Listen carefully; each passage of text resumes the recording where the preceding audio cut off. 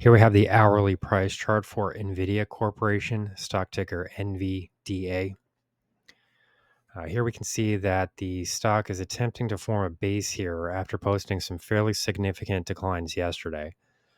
We do need to remember that the declines yesterday were broad-based. They were not focused on any individual stock. We saw most of the market trading under pressure for most of the trading session yesterday.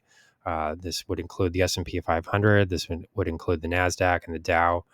Most of the market was experiencing some fairly significant selling pressure and bearish trading activity during yesterday's trading session.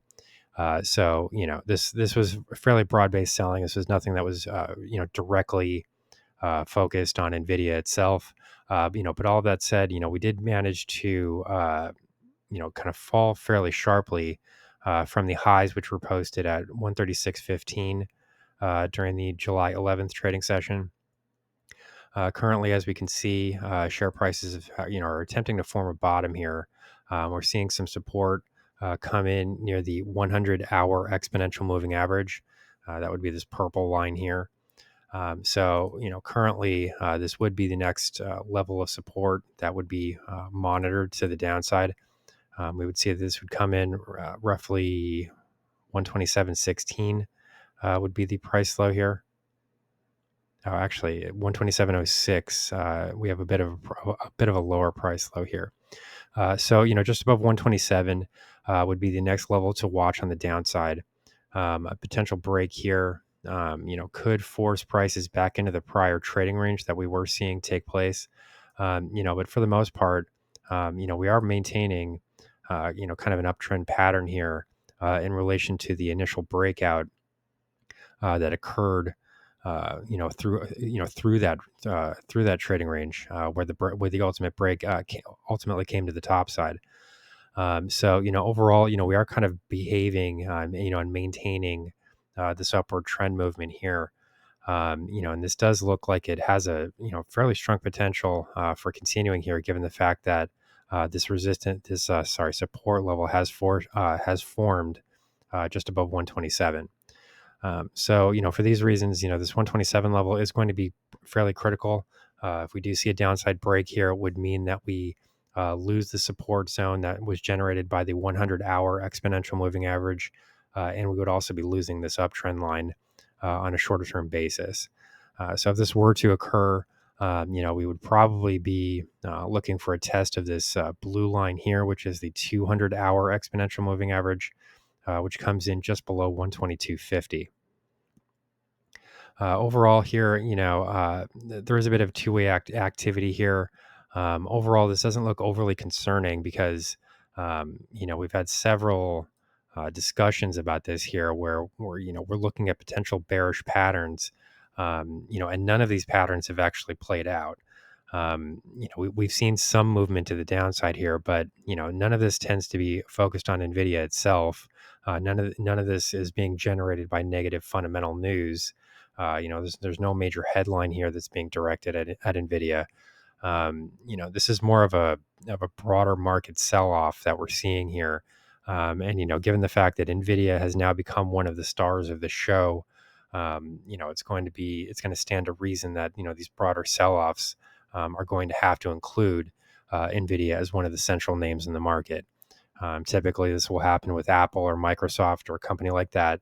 But now we do have to add NVIDIA to this list as one of the companies that can be affected, if we start to see broader movements in the market.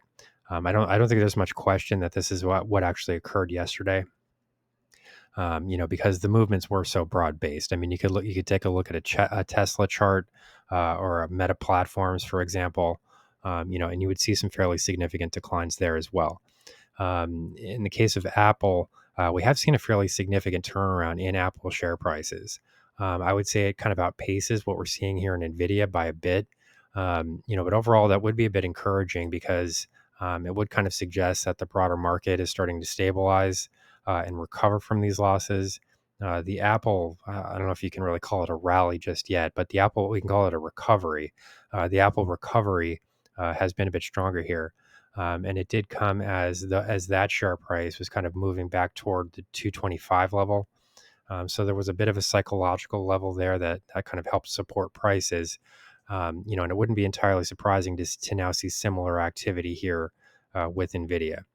So, overall, what we do want to see here is for the share price itself to move back above the exponential moving average cluster. Whenever you get caught inside of these moving averages here, it can become difficult to get out of them. You can sort of bounce back and forth, inside of this moving average cluster a bit, kind of ping pong your way through it. And that it can be a difficult, kind of structure to get out of once you're in there. But as we can see, we are starting to move back above the 20 hour exponential moving average. We have even had an hourly close above this area. That would be this green candle here. So, as long as we can make a bit more of a convincing break here above these moving averages, then I would expect to see a retest of these failure highs, which occurred at roughly 136.15. So, overall, the recovery here could also be broad based. I mean, if we start to see, a continued upside extension with Apple, it would kind of stand to reason that these stocks do move in tandem with each other to a large extent, and it would sort of signify that there's a broader recovery going on in the market as a whole. So, all of that said, we do have to point out some of the damage that has been done with this current move lower, because there has been some damage done to this chart. So, in particular, what we have to point to, is this downside movement in the relative strength index. That would be the purple line down here, where we can see that an emerging uptrend here and share price momentum has been broken. We have sort of run our course here. This upside trend movement has completed itself, and we are currently heading lower. The relative strength index itself is also trading below its exponential moving average. That would be the yellow line here. So these are negative signals, and then we do have the broader fact that the sort of the majority of the trend momentum here is still focused on the downside. That's not surprising due to the fact that the prior all-time highs came in above 140, and then we have this failure high coming in here more recently just above 136. So we are seeing an inability to retest the prior highs, and that does suggest negative momentum here. So overall, there are a couple of factors to watch here. We're trading with a bit of uncertainty at this point. I would like to see a break above the moving average cluster, but we do have to keep an eye on this negative trend momentum here, because this could continue to kind of weigh on the stock and prevent the stock from breaking these highs of 136. So here's the current market analysis for NVIDIA Corporation, stock ticker NVDA.